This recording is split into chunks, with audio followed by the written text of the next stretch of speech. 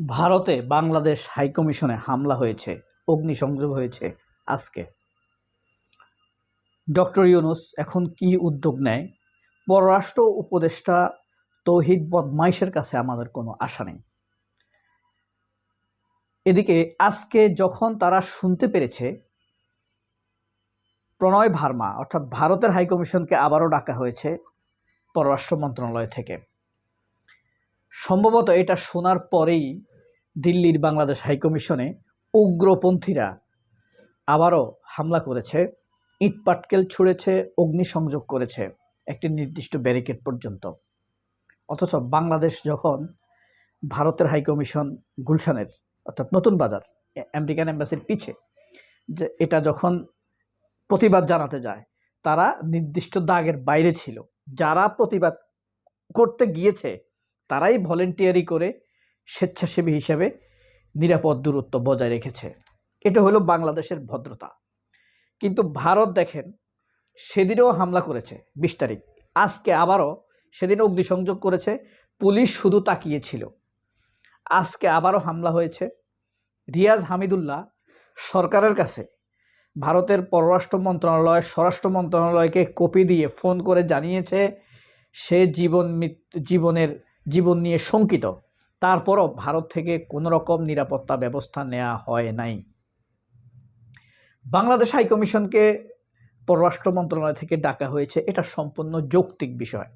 কারণ তারা প্রমাণিত হয়েছে ভারত বাংলাদেশের বিরুদ্ধে মিথ্যাচার করছে, সীমান্তে মানুষ মারছে, এরপরে বাংলাদেশের ভিতরে গুম, খুন, হত্যা, গুপ্ত হত্যা হচ্ছে। এগুলোর সাথে ভারতকে বাংলাদেশের মানুষ সন্দেহ করছে। এইসব বিষয় জানার জন্য তাকে এখানে ডেকেছে। সেখানে তারা ডাকতে পারে, পররাষ্ট্র মন্ত্রণালয় থেকে ডাকতে পারত, কিন্তু তারা তা না করে তারা জনগণকে লেলিয়ে দিয়েছে বাংলাদেশ হাইকমিশনে অ্যাটাক করার জন্য। এখন ঘটনাটা কি হবে? কোনো দেশের এমবাসিতে হামলা করা মানে সেই দেশের ভূখণ্ডে হামলা করা, নামান্তর, জেনেভা ল অনুযায়ী, জাতিসংঘের নির্দিষ্ট আইন অনুযায়ী। আপনি যেমন বাংলাদেশে যে আমেরিকা এম্বাসি আছে, এই এম্বাসিটাই দিস ইজ আমেরিকা, এই এম্বাসিটাই আমেরিকা, বুঝতে পারছেন? অর্থাৎ এখানে হামলা মানে আমেরিকার সার্বভৌমত্বে হামলা। এখানে ঢুকতে হলে বাংলাদেশের যেই ঢুকুক, মন্ত্রী মিনিস্টার যারাই ঢুকুক না কেন, তাদের অনুমতি নিয়ে ঢুকতে হবে। কারণ এটা তাদের সার্বভৌমত্ব। This specific land is American sovereignty. ঠিক দিল্লিতেও আমাদের যে এম্বাসি আছে, হাইকমিশন আছে, সেটাও তাই, ওইটুকু আমাদের। সেই মর্যাদা তারা ভঙ্গ করেছে, কিন্তু আমরা কিন্তু কখনোই তা করিনি। সবচেয়ে বড় বিষয় হলো এই যে ভূখণ্ডের উপরে হামলা হলো, বাংলাদেশ সেনাবাহিনীর দিক থেকে কোনো কথা শুনেছেন আপনারা? ওয়াকার বা আইএসপিআর কোনো বক্তব্য দিয়েছে? দেয়নি। এরপরে এখনও পররাষ্ট্র মন্ত্রণালয় থেকে কোনো বক্তব্য দেওয়া হয়নি। ঘটনা কিন্তু কম হয় নাই, 4 ঘন্টা হয়ে গিয়েছে। আমার কাছে আরও আশ্চর্য লাগে, বিএনপির মহাসচিব, বড় দল, এই ঘটনার নিন্দা জানায় নাই। সেদিনও নিন্দা জানায় নাই, আজকেও নিন্দা জানায় নাই।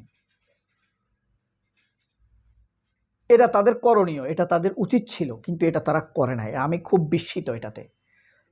জামায়াত ইসলাম এখানে নিন্দা জানালে সমস্যা কি? কেন আপনারা নিন্দা জানাচ্ছেন না? বিএনপি না হয় ঠিক আছে, তারা নীতি নৈতিকতা হারিয়েছে, জামায়াতের দিক থেকে একটা নিন্দা জানানো উচিত না? যদিও দায়িত্ব বিএনপির বেশি, নিজেদেরকে বড় দল দাবি করবে, বড় কাজ করবে না, সব সময় চিরটাকাল পিঠ বাঁচিয়ে চলবে। তাহলে মানুষের সমস্যার ক্ষেত্রে এরা বুক চিতিয়ে এগিয়ে আসবে না, আসছে না, আমরা দেখছি না। এরা উপকারীর উপকার স্বীকার করছে না। যাদের দ্বারা উপকৃত হয়, বেনিফিশিয়ারি হয়, তাদেরকে অস্বীকার করছে, বিপদের মুখে ফেলে দিচ্ছে, কখনোই তাদের পাশে দাঁড়ায় না। বিএনপির এটা স্বতঃসিদ্ধ চরিত্র হয়ে গিয়েছে। বিশ্বখ্যাত, আমি মনে করি দেশপ্রেমিক, স্বচ্ছ একজন দেশপ্রেমিক নেত্রী বেগম খালেদা জিয়া পাওয়ার পরেও এই দলটি তার দিক নির্দেশনা ভুলে প্রেসিডেন্ট জিয়াউর রহমানের মনন মানসিকতা, দেশপ্রেমের ছায়া থেকে বেরিয়ে গিয়ে তারা এখন আওয়ামী ছায়ার নিচে আশ্রিত। তারা এখন বৈঠক করে প্রথম আলোর সাথে। তৌহিদানন্দ প্রভুবাদ কি করে জানি না, তবে আমার ধারণা আমরা এখনও পরম করুণাময় আল্লাহর রহমতে আল্লাহ একটা ইউনুস দিছে, এই কারণে আমরা আছি। নইলে এতদিনে ওই লেন্দুব দর্জির যেভাবে করছে হাসিনাও তাই করছিল, এতদিনে আমাদের এই একটা আগ্রাসন ভারত চালাইতো। যদিও এখানে আগ্রাসন চালানো এত সহজ না। হাতে গোনা ভারতীয় কয়েকটা দালাল, ভারত যদি আগ্রাসন চালায় আমরা এদেরকে ঠিক থাকতে দিব? যারা এখানে দালাল, এদেরকে তো ধরতে পারবো আমরা, এদেরকে আমরা ছাড়বো? কোনোভাবেই ছাড়বো না। দেখেন এম হামিদুল্লাহ, ওখানে আমাদের যে হাইকমিশনার আছে এম হামিদুল্লাহ, তিনি চিঠি দিয়েছেন, অথচ প্রণব ভার্মাকে শঙ্কা নিয়ে কোনো ভাবতে হয়েছে? বাংলাদেশ সরকার যেমন সচেতন, মানুষগুলো সচেতন, অথচ আমাদের এই জনতাকে, এই মানুষগুলোকে তারা সব সময় উগ্র, ইসলামিস্ট, জঙ্গি, তারা ইন্ডিয়া এবং বাংলাদেশে ইন্ডিয়ার যেসব সফট ক্যান্টনমেন্টগুলো আছে, আপনার প্রথম আলো বলেন, কালের কণ্ঠ বলেন, এই ৭১ টিভি, এরা ঠিক তাদের তালে তালে কথা বলে যাচ্ছে। প্রথম আলো অফিসে হামলা হয়েছে, আসলে এটা একটা মানসিক প্রশান্তির বিষয়, বুঝছেন? এই তাদের শাস্তি আরও বাকি আছে। যাই হোক, এখন আমার যা সবচাইতে বেশি কষ্টের সেটা হলো, বড় দল দাবি করেও আশ্চর্য ব্যাপার, তারেক রহমান কোনো নিন্দা জানায় নাই। বাংলাদেশ হাইকমিশনে অ্যাটাক হয়েছে, তারেক রহমান কোনো নিন্দা জানায় নাই। তাহলে স্বাগত জানাক মির্জা ফখরুল, বাংলাদেশ হাইকমিশনে হামলাকে স্বাগত জানাক।